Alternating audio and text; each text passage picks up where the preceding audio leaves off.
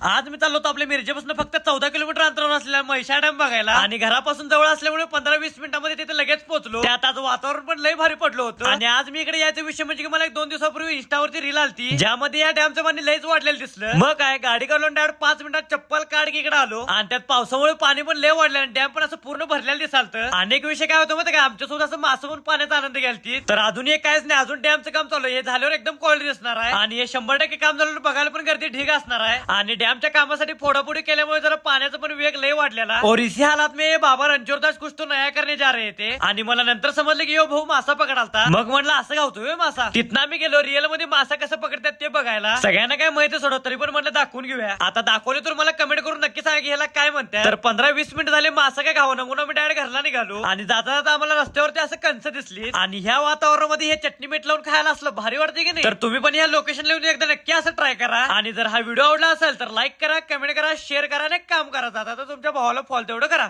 चला.